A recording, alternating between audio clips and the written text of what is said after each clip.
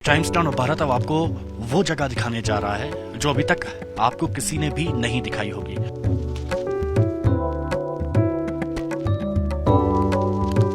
महाभारत जो लिखी गई थी, पुराण जो लिखे गए थे, तो ये भोजपत्र थे। तो ये भारत की अंतिम चाय की दुकान है और सामने आप देखेंगे वेद व्यास जी की गुफा है और कहा जाता है कि वेद व्यास जी ने यहीं पर श्रीमद् भागवत गीता की रचना की थी। कि वाक्योदयन बहुजन्म समर्जितेनो सत्संगमम च लभते पुरुषो यदा वे अज्ञान हेतु कृतमोहमदान्धकारम न संविदाहि ततो दयते विवेका। ये कोई साधारण स्थान नहीं है, ये तो बद्री सदृश तीर्थ न भूतो न भविष्यति।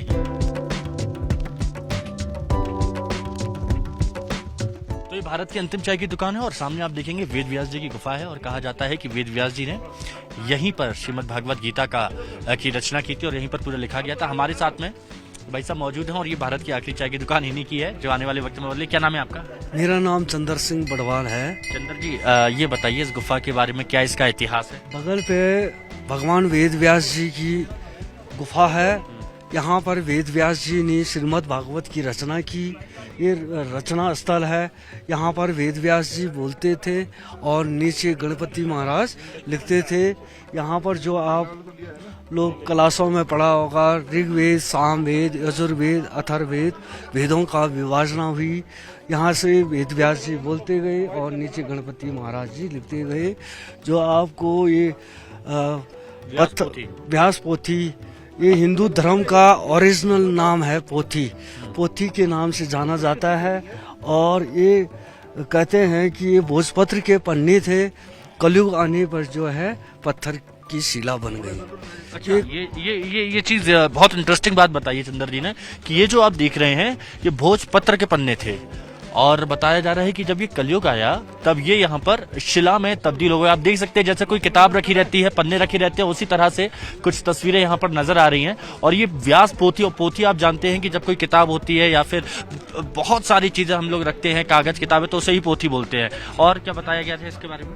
यहाँ पर जो आज के डेट पे अपने घरों पर श्रीमद् भागवत करवाते हैं, सत्यनारायण कथा करवाते हैं, ये यहीं पर वेद व्यास जी ने रचना की और यहीं पर रचना स्थल है। यहाँ से वेद व्यास जी बोलते गए और नीचे गणपति महाराज जी लिखते गए।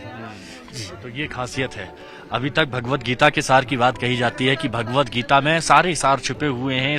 पूरा ज्ञान भगवत गीता में यहाँ पर श्री कृष्ण जी ने सुना दिया था और वेद व्यास जी ने इसी जगह पर जो आप तस्वीरें यहाँ पर देख रहे हैं यहीं पर लिखा था। वेद व्यास जी यहाँ पर बोलते गए और यहाँ पर आप नीचे वो तस्वीर देखेंगे जहाँ पर वो एक पौधा लगा हुआ है, वहां पर गणेश गुफा है और वहां पर गणेश जी वो सब कुछ लिखते चले गए। तो ये यहाँ की पौराणिक कथाएं हैं जिसके बारे में जिक्र किया था, वो आपको यहाँ पर दिखाया गया है।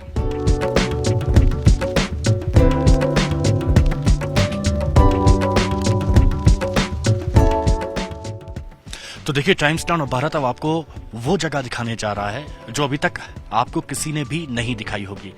ये वेद व्यास जी की गुफा है और इसी गुफा में वेद व्यास जी ने भगवत गीता की रचना की थी।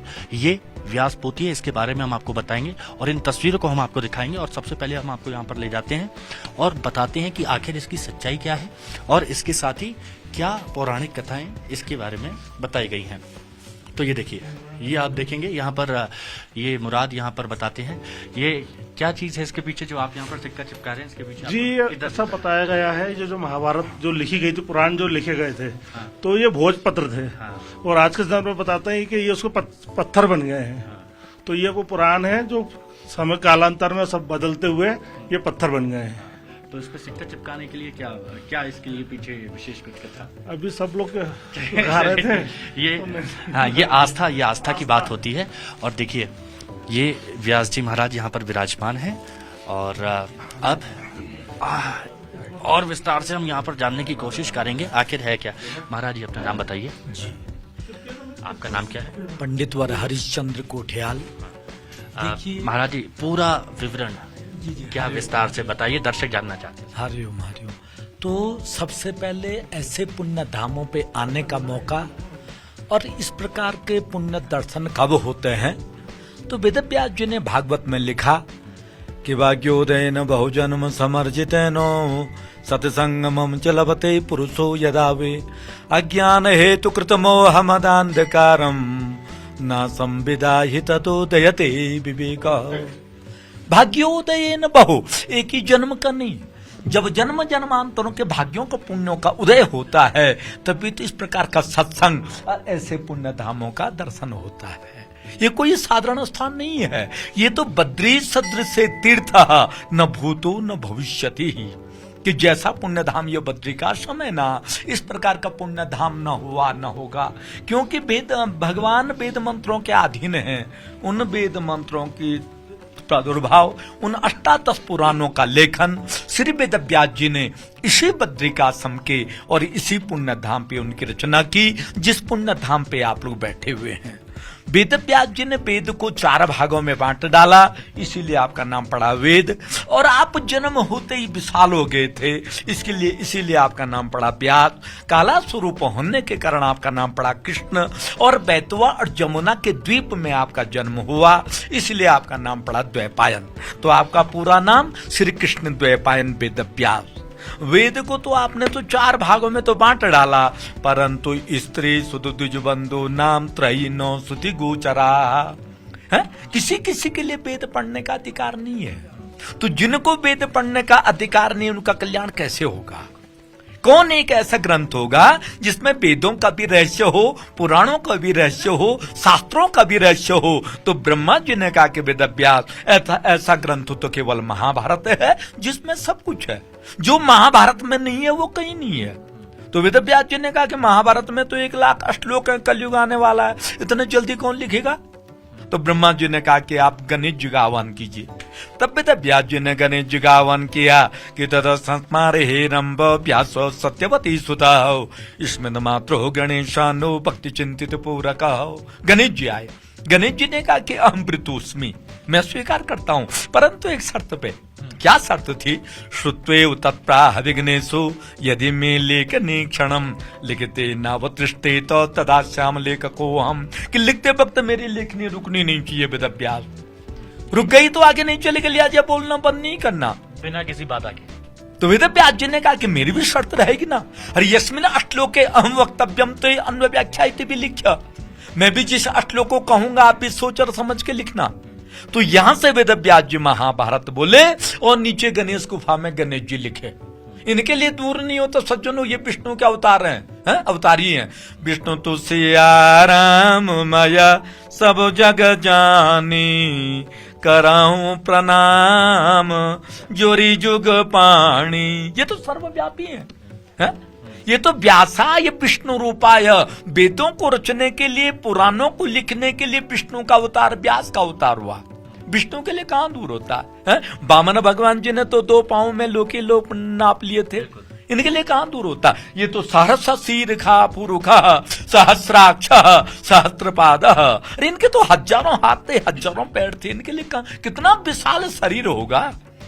तो महाभारत वेद व्यास जी यहां से बोले, नीचे गणेश जी लिखे, परंतु भ्राता श्री महाभारत के बाद आत्मसंतुष्टि नहीं मिली। अच्छा, तब तक नारद जी का आगमन हुआ। वेद व्यास जी ने नारद जी को देखा, तम दृष्ट्वा परम प्रीति व्यास सत्यवती सुता कृत्वा अर्घमासनम दत्वा प्रपक्षम कुशलम मुनि। तम दृष्ट्वा, वेद व्यास जी ने जब नारद जी को देखा तो सबसे पहले आसन दिया, अर्घ्य से उनके पादों का प्रक्षालन किया, गंध अक्षत से उनकी पंचोपचार पूजा की, प्रपक्षम कुशलम मुनि। अंत में उनकी कुशलता को पूछा। ये हमारा सनातन धर्म है, ये हमारा हिंदू धर्म संस्कार है। कोई घर पे अतिथि आ जाए पहले ऐसी सेवा होती थी, है? आज कोई घर पे अतिथि आ जाए कैसी व्यवस्था होती है, सोच लीजिए। जैसा पानी वैसा पानी और जैसा अन्न वैसा मन। सात्विक भोजन होगा सात्विक विचार आएंगे, तामसी भोजन होगा तामसी विचार आएंगे। 84 लाख योनियों को परिपूर्ण करने के बाद भगवान ने मानव जीवन दिया। इस आत्मा को परमात्मा में लीन करना ही मानव जीवन का लक्ष्य है। तो महाभारत के बाद जब आत्म संतुष्टि नहीं मिली, तब श्रीमद् भागवत महापुराण की रचना की थी। वेद व्यास जी का प्राचीन विग्रह, पुरानी मूर्ति, और ये नई मूर्ति 1996 में चेन्नई के अर्जुन जो नीचे वाली है ये ये पुरानी प्राचीन काल की है, इससे पुरानी मूर्ति है। जी हाँ, और इस मूर्ति की स्थापना चेन्नई के अर्जुन दास आहूजा जी ने किया था 1996 में। कहाँ रह गया मद्रास, कहाँ रह गया माणा। धन्य हो ऐसे महापुरुषों के लिए।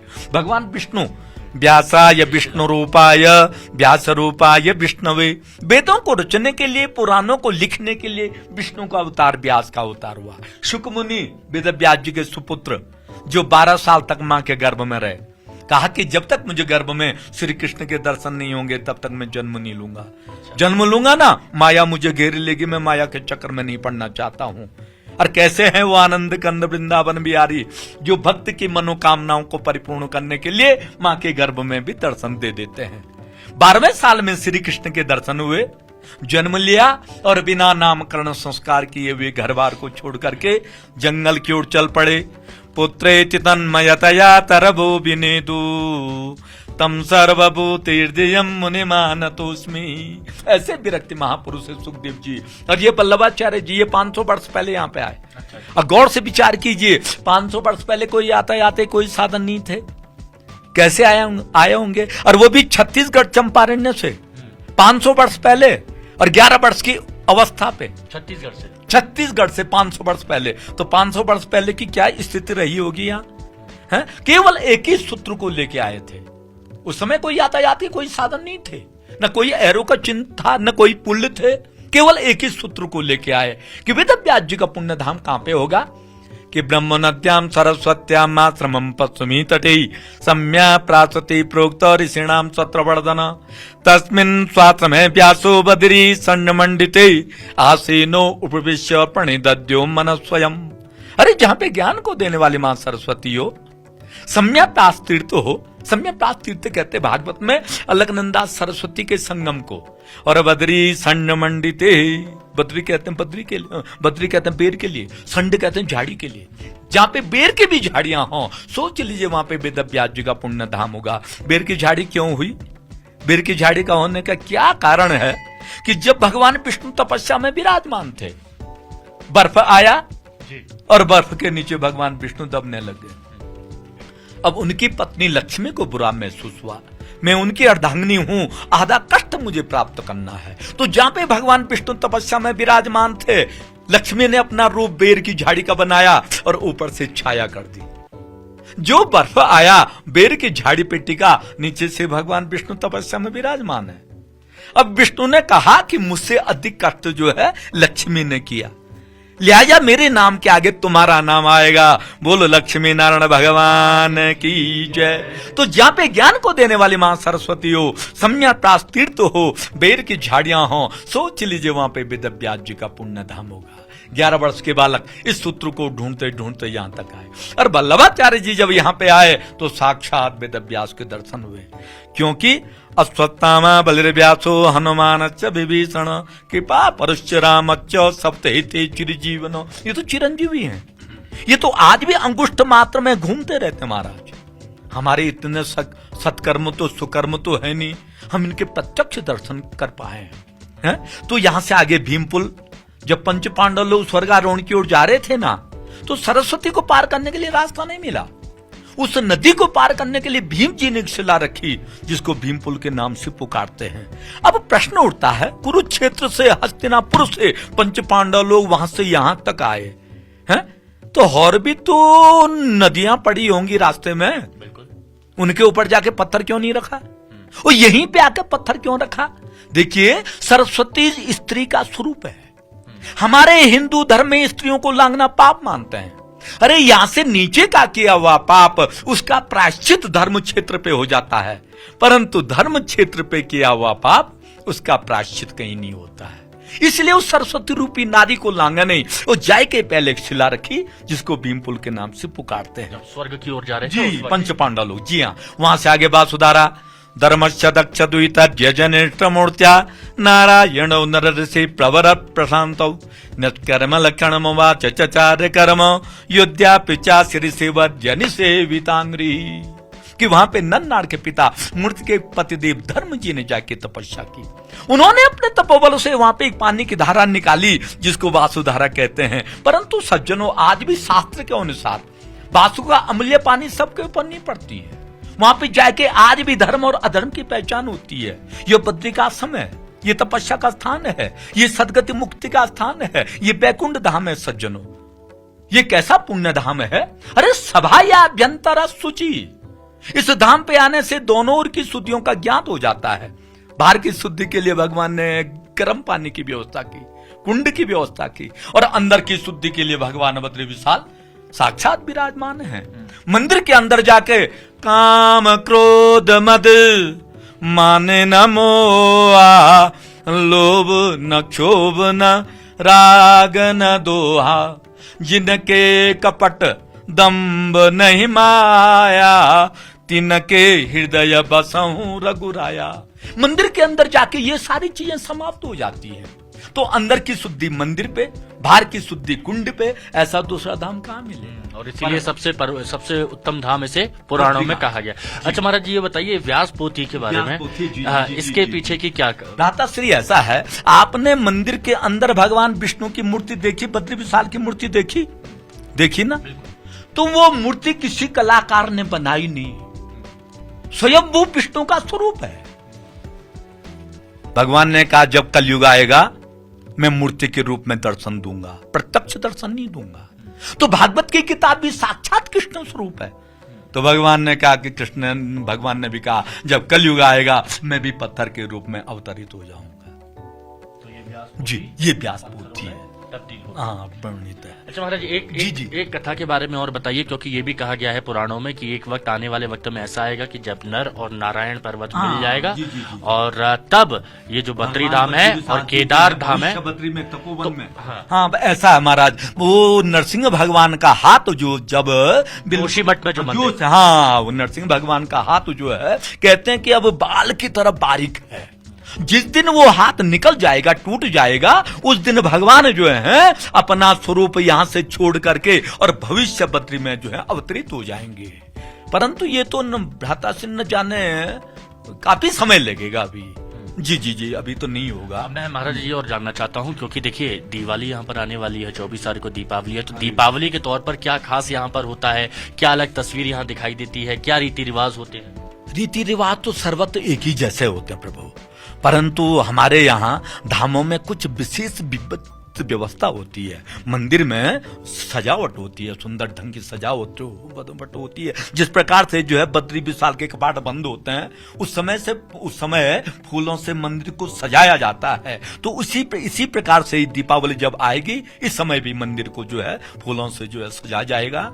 और हमारा ये घरों में, हर घरों में जो है दीपक 2 दिन 23 और 24 तारीख को दीपावली है ना, छोटी दीपावली, बड़ी दीपावली, लक्ष्मी पूजन जिसको कहते हैं, तो हर घरों में जो है जगह जगह दीपक बालते हैं। क्योंकि माँ लक्ष्मी तो खुद यहाँ पर विराजमान है, तो इसीलिए तो मैं लक्ष्मी को प्रसन्न करने के लिए ये और उत्साह मनाया जाता है कि माँ लक्ष्मी हम लोगों पे और प्रसन्न हो, यात्री लोग सुंदर ढंग से और अधिक आए।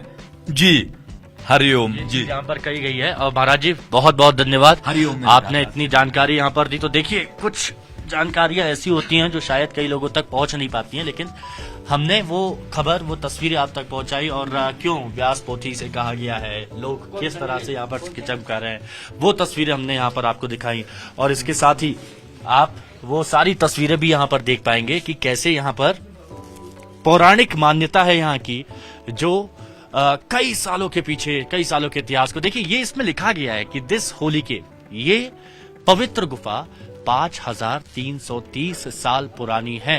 ये 2022 की बात की जा रही है। और इतनी जानकारी, इतना विस्तार से आपको कोई और चैनल नहीं बताएगा। टाइम्स नाउ नव भारत सबसे पहले आप तक पहुंचा रहा है।